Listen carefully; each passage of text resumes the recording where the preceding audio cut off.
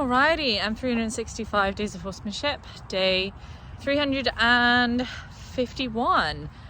Yeah, quite a shorter day today than I had originally planned. I'm after a night shift and I wanted to come up and ride Mia again on that pattern, just in walk, and spend a bit of time with Lawrence.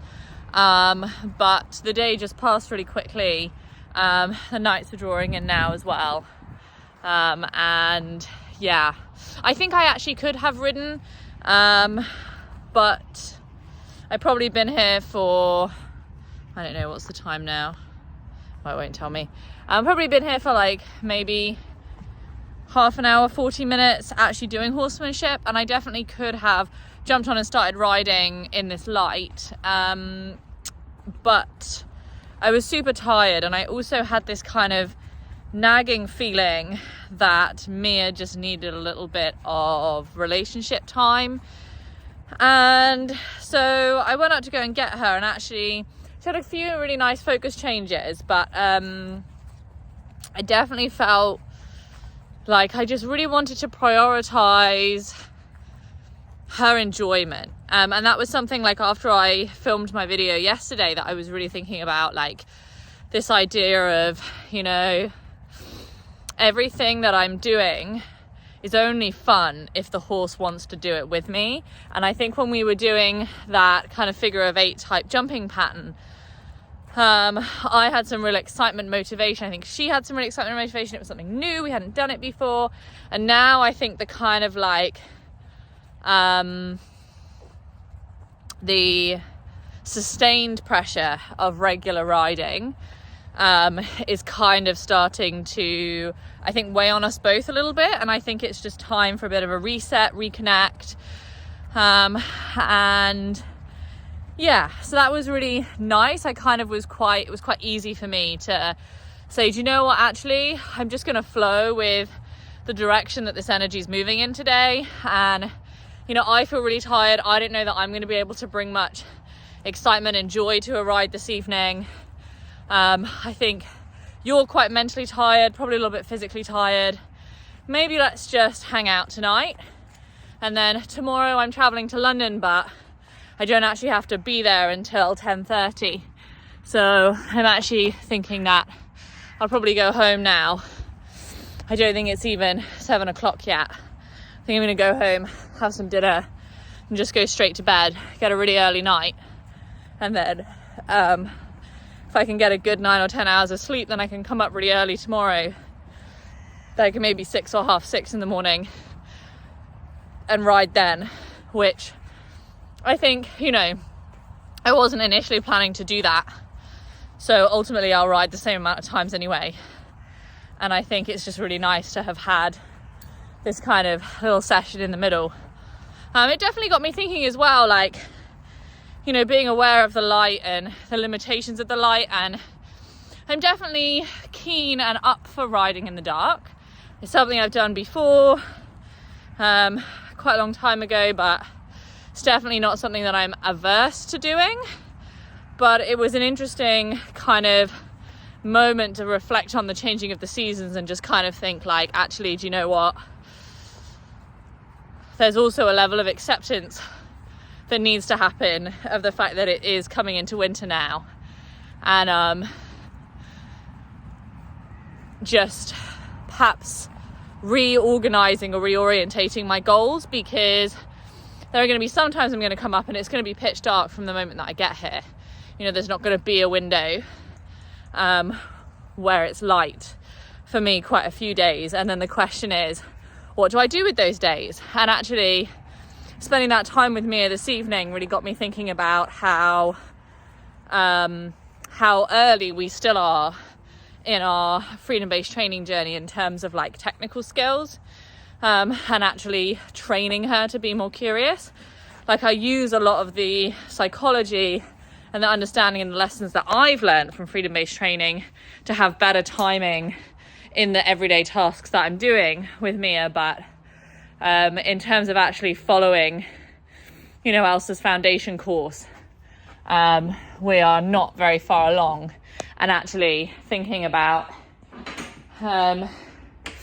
that initial kind of meditative practice of walking into a focus change is actually something that is going to be really accessible for me when the light is not there, because ultimately, as long as I'm keeping a relatively short distance, it's not a bad thing to wait for a big focus change, like a category change, like a head lifting up from the grass to a different focus. Like, you're just like, there's nothing wrong with waiting a little bit longer for that to happen.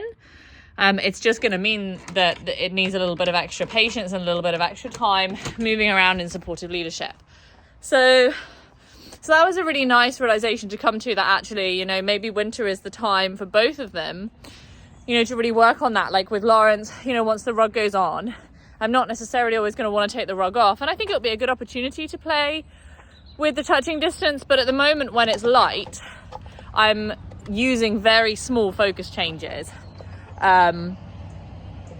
as my cues for when I'm taking my hand off and making things easier for him, versus when I'm putting my hand on and kind of challenging him to work in his tolerance zone.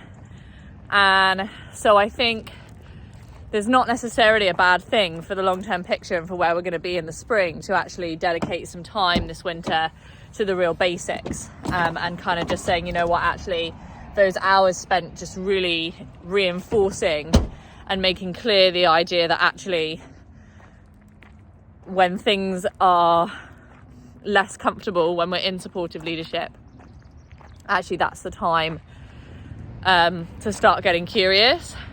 I don't think that training that is a bad thing at all. So that was kind of nice to feel like that I have a bit of a game plan for the winter and something that's going to be really accessible to me in the dark. And yeah, I popped up to see Lawrence, just literally spent 5 minutes with him, gave him a little bit of a rub, a little bit of a massage. Then he went over. I was really proud of him actually, because I was rubbing him for a little while. He was getting kind of, his feet were starting to move quite a lot. So I was moving my feet too, so that I could be,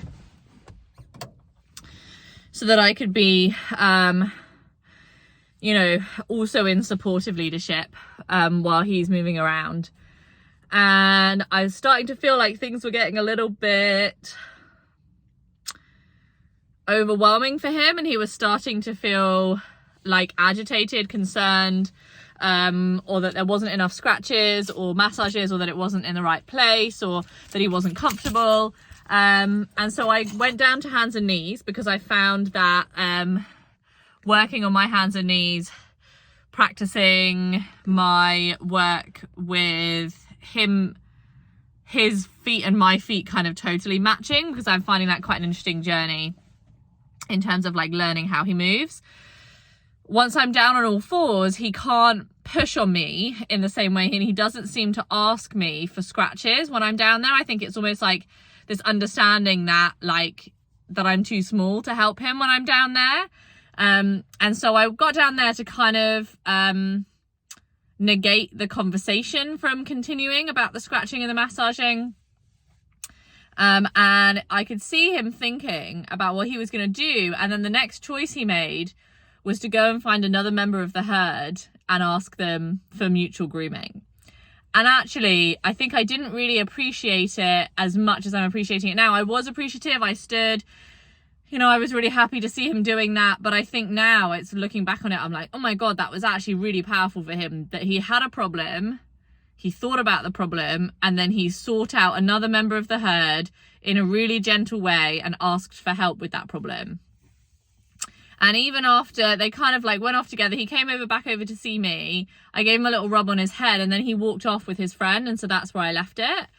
And yeah, I feel really happy with that, actually. It was quite a short session.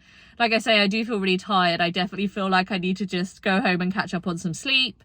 And yeah, I feel like today was just a really lovely day. Like, it was just, I think it was nicely within everybody's bandwidth. I feel like feel really motivated about going home, getting some sleep, and hopefully waking up in the morning refreshed and ready to come up here before I go to London.